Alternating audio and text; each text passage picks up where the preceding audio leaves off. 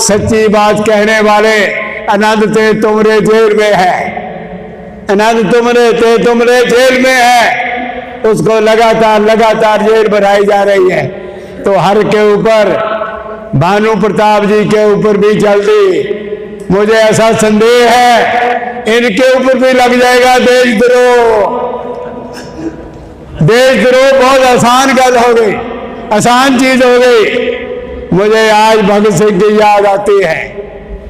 भगत सिंह शहीद आजम ने कहा, वायसराय को लिख के कहा, हमने तुम्हारी सरकार के खिलाफ विरोध किया है, हमें फांसी मत चढ़ाओ, हमें गोली मारो, हमें गोली मारो। अरे मोदी, अगर तू कहता है हम देशद्रोही हैं, अरे हमें गोली मारो, तुम्हें हिम्मत है तो। अरे बुज़दिल के बेटे, कार के बेटे, गुलामों को बेटे, तुमने बाहर से लोग बुलाए, देश को गुलाम बनाया। तुम कार लोग हो, तुम बुज़दिल लोग हो, तुम विश्वासघाती लोग हो, तुम देश को आगे नहीं ले जा सकते। इसलिए बगावत करो, बागी बनो, तो उसका खमियाजा भुगतने के लिए तैयार रहो। मैं 90 साल की उम्र में भी भुगतने के लिए तैयार हूँ। श्री भानु प्रताप जी और मेरे प्यारे साथियों, मैं पंजाबी के बजाय कुछ बातें हिंदी में ही बोलूँगा ताकि उनको भी समझ आ जाए और मेरी हिंदी को ज़्यादा कठिन नहीं होती। मैंने भानु प्रताप जी की बहुत सारी बातें आज यहाँ सुनी, लेकिन उससे पहले मैं उनको काफ़ी कुछ सुन चुका हूँ। जो उन्होंने प्रोग्राम तय किया है वो बहुत महत्वपूर्ण प्रोग्राम है। मैं केवल ज़्यादा 10-15 मिनट आपके लूँगा। बाबा साहब की एक किताब है, revolution and counter revolution in ancient India. Revolution and counter revolution in ancient India. प्राचीन भारत में इनकलाब, क्रांति और प्रतिक्रांति। रेवोल्यूशन होता है क्रांति, इनकलाब।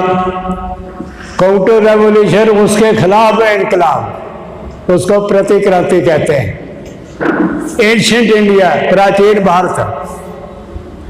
तो मैं एक ही शब्द में जो कुछ भानु प्रताप जी ने कहा उसको एक ही शब्द में मैं उसका सार आपके सामने बयान करता हूँ कि जो क्रांति, रेवोल्यूशन बाबा साहब अम्बेडकर ने इस देश में पैदा किया। मैं 90 साल का हूँ, मैंने छुआछूत देखी है, मैंने दूर रहो सुना है। जो क्रांति बाबा साहब अम्बेडकर ने पैदा की है उसके खिलाफ प्रतिक्रांति शुरू हो गई है। और उसका सिपह सलार कौन है? मोदी। उसका सिपह सलार, कमांडर इन चीफ कौन है? मोदी। मोदी मोक्टा है,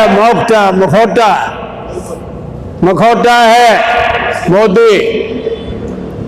असल कौन है? मालिक नागपुर। सरकार नागपुर चला रहा है और उसके अलावा अदानी बुवानी क्या क्या नाम है वो चला रहा है दो लोग। मोदी मखौटा है। मैं रिपब्लिकन पार्टी ऑफ इंडिया का 6 साल नेशनल सेक्रेटरी रहा हूं। नेशनल, कश्मीर से लेके बंगलौर तक पार्टी मैंने खड़ा की। एजिटेशन लड़े, जेल गए, मेरी पत्नी गई, मेरे बच्चे गए, हमने कुर्बानियां की हैं, उसका नतीजा भी सामने आया है।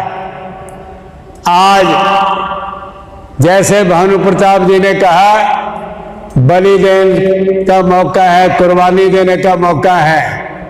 मैं कहा करता था यहाँ हजारों लोगों की भीड़ में कि भाइयों, अपने जेवर, अपने ऑर्नामेंट बेच दो और पिस्तौल खरीदो। पंजाब के कोने कोने में मैंने ये कहा। किस लिए? अगर मैं कहूं मारने के लिए तैयार हो जाओ तो मेरे ऊपर भी देशद्रोह लग जाएगा। मैं मारने के लिए नहीं कह रहा, मैं कह रहा हूं मरने के लिए तैयार हो जाओ।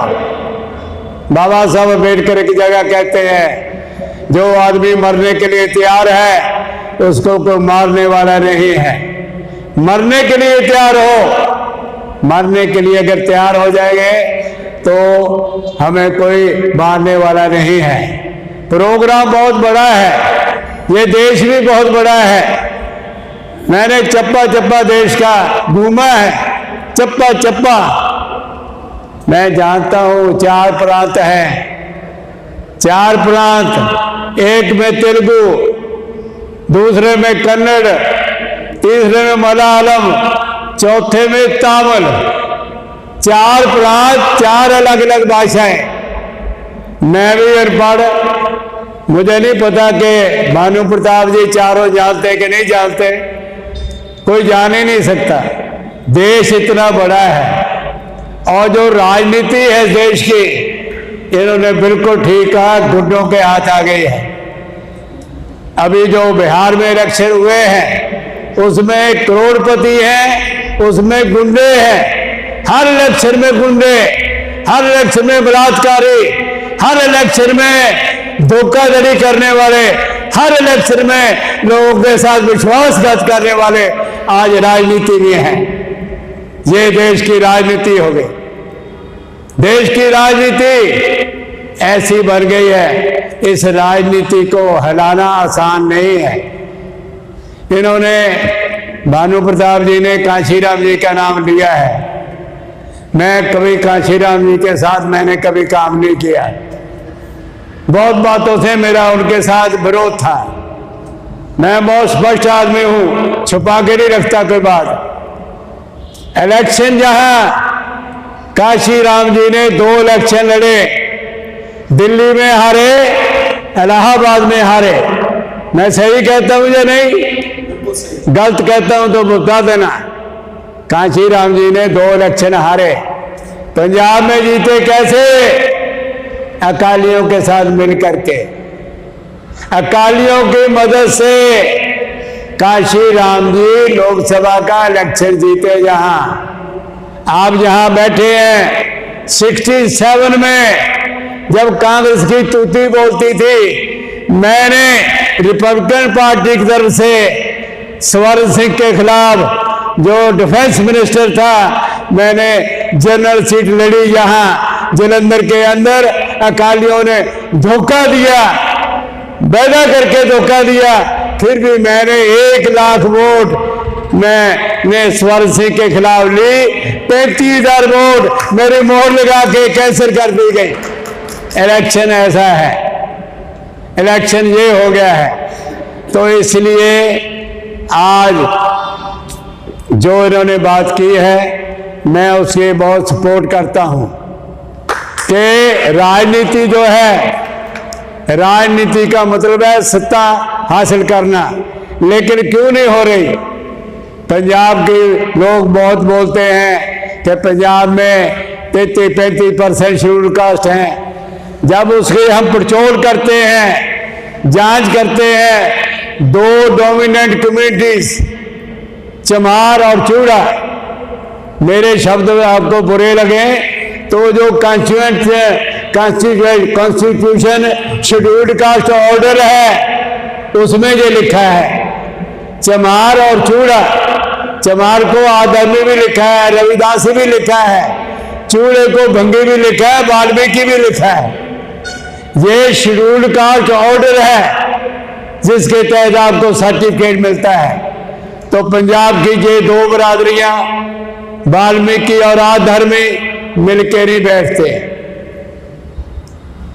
ऐसे कितनी है यहां पंजाब में? 30 से ज्यादा है बरादरियां। सर्टिफिकेट में कास्ट भी लिखी जाती, कम्युनिटी लिखी जाती, कम्युनिटी। यहाँ इतनी बरादरियां हैं, तो बाबा साहब ने इसका हल निकाला। जो भानु प्रताप जी ने कहा, मैं तो 63 में 63 में मैं बुद्धिस्ट बना, 63 में अगर मैं पंजाब से चमार रहता, चूड़ा रहता, मुझे हराने वाला पंजाब में कोई पैदा नहीं हुआ था। मैं बुद्धिस्ट बना और मैंने उसका खमियाजा भुगता है। आज बाबा साहब ने जो स्लोगन दिया कि देश को बुद्धमय बनाना है, अगर लोग आज भी इस बात को समझ लें तो देश में जिनको हम बहुजन कहते हैं उनकी एकता हो सकती है, उसकी एकता हो सकती है। लेकिन अफसोस, ना काशीराम ने जो राह बनाया, ना मायावती ने बनाया। और जो इन्होंने यूपी के बारे में कहा, मैं 100% मैं उससे सहमत हूं। वहां कोई बहुजन समाज पार्टी नहीं है। अब अगर मैं देखो 200 किताब का ऑथर हूं, बाबा साहब से 6 साल मैंने लिखना बोलना सीखा है, 6 साल। तो आज क्या है, वहां 3 बार बहुजन समाज पार्टी ने भारतीय जनता पार्टी से सौदा किया या नहीं किया ना। वो भारतीय जनता पार्टी तकड़ी हो गई और बहुजन समाज पार्टी धीरे धीरे धीरे धीरे अभी मायावती डर के बैठी है। कोई बयान सुनते हो, कोई भानु प्रताप जैसा बोल सकती है, कोई मेरे जैसा बोल सकती है? नहीं बोल सकती, क्योंकि वो बिकी हुई है। मैं डर के नहीं बोलता, जिसको विरोध करना करो। अरे लीडर वो होता है जो अपनी जान हथेली पे रखता है। लीडर वो होता है जो सच्ची बात कहने से डरता नहीं है। और आज सच्ची बात कहने वाले आनंद ते तुमरे जेल में है, आनंद तुमरे ते तुमरे जेल में है। उसको लगातार जेल बनाई जा रही है। तो हर के ऊपर, भानु प्रताप जी के ऊपर भी जल्दी, मुझे ऐसा संदेह है, इनके ऊपर भी लग जाएगा देशद्रोह। देशद्रोह बहुत आसान गल हो गई, आसान चीज हो गई। मुझे आज भगत सिंह की याद आती है। भगत सिंह शहीद आजम ने कहा, वायसराय को लिख के कहा, हमने तुम्हारी सरकार के खिलाफ विरोध किया है, हमें फांसी मत चढ़ाओ, हमें गोली मारो, हमें गोली मारो। अरे मोदी, अगर तू कहता है हम देशद्रोही हैं, अरे हमें गोली मारो, तुम्हें हिम्मत है तो। अरे बुज़दिल के बेटे, कायर के बेटे, गुलामों के बेटे, तुमने बाहर से लोग बुलाए, देश को गुलाम बनाया। तुम कायर लोग हो, तुम बुज़दिल लोग हो, तुम विश्वासघाती लोग हो, तुम देश को आगे नहीं ले जा सकते। इसलिए बगावत करो, बागी बनो, तो उसका खमियाजा भुगतने के लिए तैयार रहो। मैं 90 साल की उम्र में भी भुगतने के लिए तैयार हूँ। बहुत बहुत धन्यवाद। और मैं इनको यकीन दिलाता हूँ, हर अच्छी बात के लिए पंजाब आगे रहा है, आगे भी आगे रहेगा। बहुत बहुत शुक्रिया। नमो बुद्धाय, जय Hind. Press the bell icon on the YouTube app and never miss another update.